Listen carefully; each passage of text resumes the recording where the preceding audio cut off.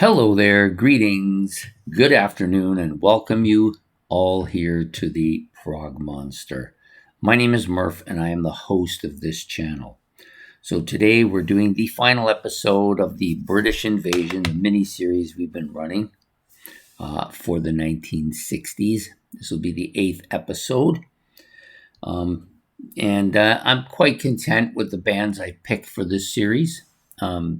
Next series I might be a little bit harder because I gotta pick 10 bands out of a multitude for the 70s, and that series won't start until my holidays are over. But we're going to start this series with the final or the last episode, which is the Beach Boys. Yes, can't do a list like this without the Beach Boys.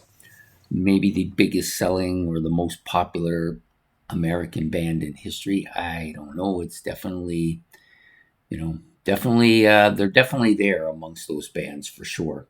And I think they developed a whole sound of music that was followed by a lot of people. And like the early Beatles albums, their early stuff, very poppy, well received, catchy. And then their later stuff started to go in the same direction as the Beatles. They wanted to be more innovative. Well, at least Brian Wilson did for sure. So this is my particular favorite album by them all summer long. And the reason I think this is my particular one is because I've had this one for a lengthy bit of time, maybe 20, 25 years. And this is the one that I've listened to the most. And that's possibly the reason why I like this one the most. So the Beach Boys started out in 1961 as an idea by Mike Love and Brian Wilson. They were left alone at home on the weekend. His parents went away and they left them some money. They used the money to produce a song called Surfin', which eventually became somewhat of a hit for them. And then they went on to become the Beach Boys, along with Brian's brothers Carl and Dennis and Al Jardine. So these were the original Beach Boys. After a bit of time, David Marks also joined the band, kind of replacing Dennis for a bit. And then Dennis was only out for a bit. He came back, and then they had 6 of them. And then there was Bruce Johnson, who also became a member and was a longtime member as well. So those are kind of the big names in the band. So the band stayed together, and as far as I know, are still kind of together, but all under Mike Love now, who is kind of the architect of the band. So they had a number of albums, like probably the most of any American band, I think, 29 in total. They had 37 top singles, songs that made the top 40. And 4 number ones, which is the highest of any of the bands that were not British bands that's on this particular list. I think, if I'm correct, only the Beatles had more number ones on this list than they did. I don't believe they did that. I think. Yep, that's the way I'm seeing it. Anyways, the 5 songs I chose for the list, I tried to stick with the 60s stuff and stayed away from the 70s stuff because we're in the 60s.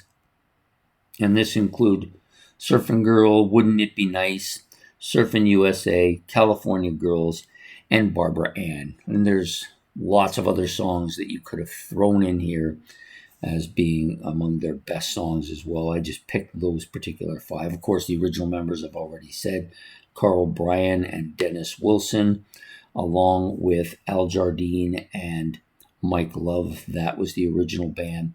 In comes David Marks to kind of replace Dennis for a bit of time. And then when Dennis came back, they also brought in Bruce Johnson, I guess, to fill in for certain time periods, or at least in the live sense. And he stayed on and became a member of the band as well. So that's the most of the technical stuff. Of course, this already said, this is my favorite album by them, but they have lots of really good stuff. Sold almost, well, I think they actually sold over 100 million albums. That's a lot of albums. Maybe one of the most uh, amount of sold albums by any rock band, at least American one, anyways. They do have a star on the Walk of Hollywood and are also inducted into the Rock and Roll Hall of Fame. I believe that took place in 1988. I did see Brian Wilson addressing the crowd, Mike Love addressing the crowd as well. So this is a very dominant band in the history of rock. For me, so the Beach Boys for me kind of started out when I was a kid, even though I really didn't know who they were. I had a cousin. She was a bit older than me.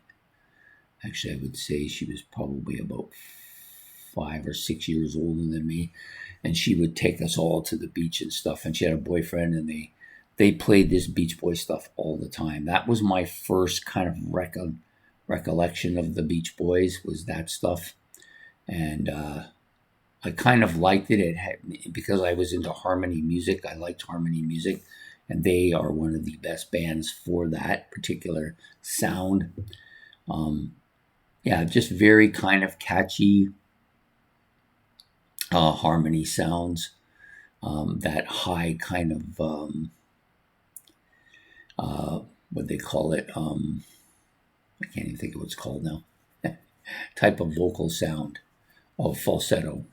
So Brian Wilson, of course, known for his falsetto voice, really, really strong. Loved a lot of their stuff early on. Then kind of got away from it as I grew up and was into different stuff, and came back to the Beach Boys once I moved out, and I saw a couple of albums in the 90s, and this one I bought in the 90s. Then I started kind of listening to them here and there, and never really followed them too much, but always liked their stuff, liked their hits, was a big fan of their radio stuff. Then in recent years, in the last few years, I've begun to research a little bit more about their history and about them, and Brian Wilson specifically, because he's kind of, to me, the architect of the band. And I've come to appreciate his abilities. I think he's definitely one of the great writers of rock history. There's no doubt about it. Now, I've never owned the album Pet Sounds. That one is the one that most people like to put in there as one of the great constructed albums of all time. I have never owned it. I do like some of the stuff on it, of course. It's a little bit more involved, or a lot more involved than the earlier stuff, which is to be understandable. Any band that wants to stay around for any length of time can't just keep playing the same thing over and over again. People get tired of that, unless, of course, it's AC/DC, and then people seem to love it. But most of the other bands, their music tends to evolve, changes over time, more or less to keep themselves interested, but also because they want to show growth in their albums. And the Beach Boys, I don't think, were any different, at least not Brian Wilson or some of the other members of the band. Mike Love, on the other hand, had a different story about it. He wanted to try and keep the music, as he said, pure, that simple sound that attracted people. But, their biggest, most notable album is Pet Sounds, which he didn't really care for.